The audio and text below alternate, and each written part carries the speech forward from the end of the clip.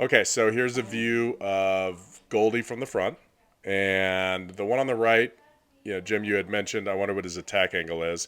This one here in the blue, you can see he hit super deep in the zone. This was only a 6-degree attack angle, so they had one of the bat tracers on that. And then this one on the left was an off-speed pitch. I believe it was like a hanging slider at around 80 something miles an hour. And you can see he swung up more. I believe this one was, I don't know, but this was probably closer to 12 or 15 degrees. So now one he hit deep in the zone, one he hit out in front of the zone. So that's why I always, when I'm working with players, we're trying to get our attack angle somewhere in the 5 to 15. 5 if we're late, 15 if we're early. It's never the same. You can't be like 5 the whole way through, right? It's always kind of working up to your follow through.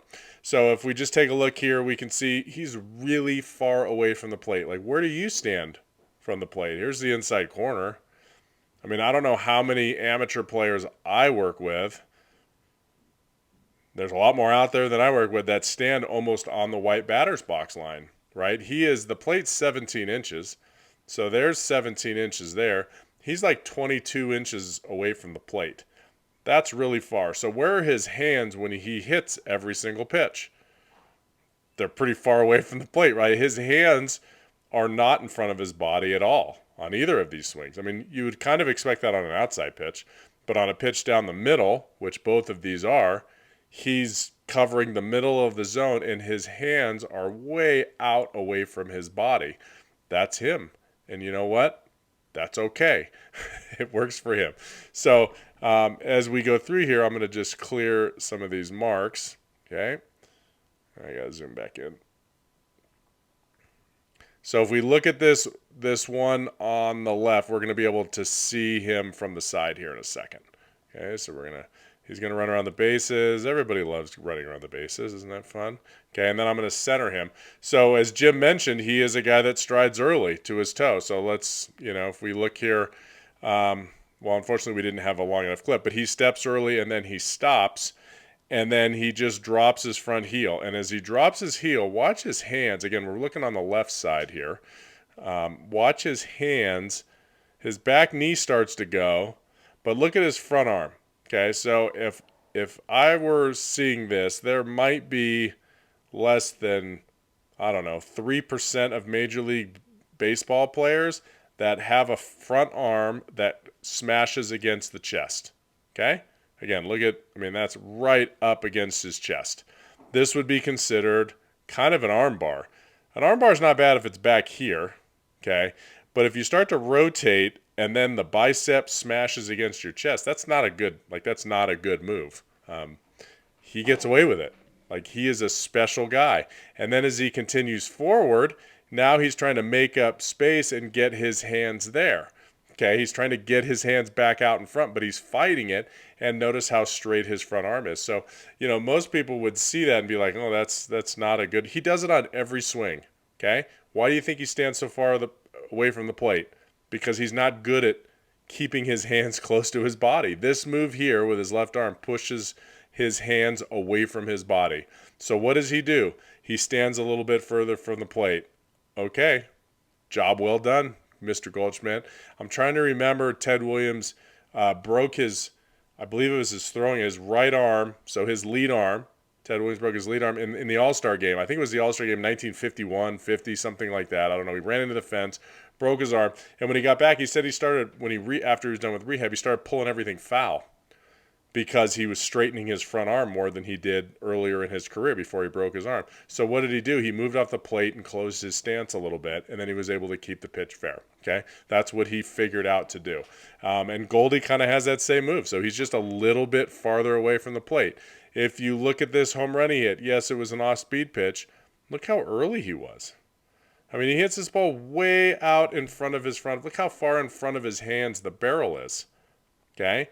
But notice how there's zero wrist roll going on. See how quiet his hands are as he finishes. See how his forearms stay quiet. He doesn't turn his right forearm over his left forearm. I mean, he's borderline fooled. If you were to see this swing, you're like, oh, he was fooled on that? I saw 3 swings that looked exactly like this. Every breaking ball he hits is down in the zone, it's slow, and he's able to hit it at his front foot. If we try to put an attack angle on this, again, it's not going to be perfect, but I'm going through his barrel here, maybe from there to there, he's probably swinging it, 13 to 15 degrees up on this breaking pitch, where if we look here on the right in the blue jersey, watch as he comes through. Notice how late he is, but he delivers the barrel to the inside, and then he shoots that home run. This was like straight away right field. So he was totally late, but notice how his barrel never got underneath this. I don't know if you guys follow me on Twitter, right, at Epstein Hitting, but I did a video. There was a kid from Florida that was swinging, from Tennessee that was swinging under a lot of fastballs. And in this position here, his barrel was like this. It was way down here, and then as he came through, he tried to flip his barrel back up. Where if you see Goldie, if I draw this line, this is his vertical bat angle. Well, let me should be able to put a number on that. Okay, his vertical, we know his attack angle was 6. His vertical bat angle was 23. But notice how his barrel, kind of comes on that same line as I rewind him. See how his barrel's just barely underneath that? And then as he finishes, see how his barrel stays kind of right on that line? That's the key. That's the key, because he can hit it there, or if he was early, he could have hit it here. But notice how his barrel is still on that same line. Okay, that's a sign of a good hitter. So, what does he do well? He knows what works well for him. He's got to be off the plate because of his lead arm and how straight it is. Okay, no, not a big deal. It's not like he may bar his front arm, but he doesn't cast the bat. The bat stays pretty close to his back shoulder. Okay, this angle, again, if we look, what is casting? We try to keep this angle between his forearm and his bat, right? We try to keep that 90 degrees as long as we can. Okay, that wasn't a very good line I drew, but he's probably about 100 degrees on this pitch. Okay, some guys are even tighter, right? Their bat's like this, and then the forearm is like this. So there's really not a big cast going on, even though he's straightening his front arm. It's just how he does it. Right? It's how he does it. So his barrel gets to the plane. More importantly, it's just an adjustable plane. Like sometimes he drops underneath, and sometimes this one on the right. So before, when I was telling you he was struggling in whatever the playoffs of 21, he was like on this pitch that he hits out of the park in the blue uniform, his hands were like up here, and his barrel was like underneath it. So he had his hands too high, and his bat vertical angle was dropping underneath everything. And that's when he struggled. So he has found a way to get his hands lower, essentially, and the barrel higher. Okay? And when you do that, when you get your hands a little bit lower and the barrel a little bit higher, the barrel's still below the hands, people. Okay? But it's not as great.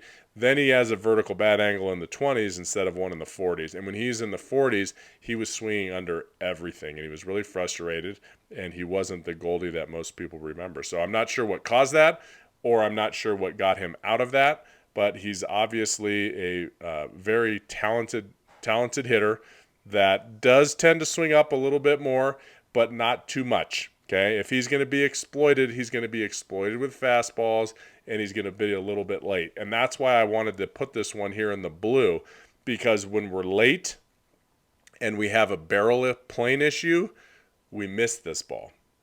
I mean, he hits it really deep in the zone. We can't really see it from this angle, but I'm telling you, he hits this ball between the right field line and the right fielder. Okay, so this was not a high judge fly ball into the bullpen. This was a low line drive into the seats that barely got out because it was hit so low. So when you can let the ball get that deep, travel that deep, and not swing under it, that is the sign of somebody that's going to find a lot of barrels. I work this drill all the time with players.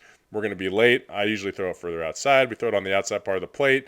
I tell them they got to make contact behind their front foot, and if they pop it up, they did it wrong. Okay, and that teaches you, notice how he's coming into this pitch, right? In this position, is his barrel above the ball or below the ball? It's above the ball, okay?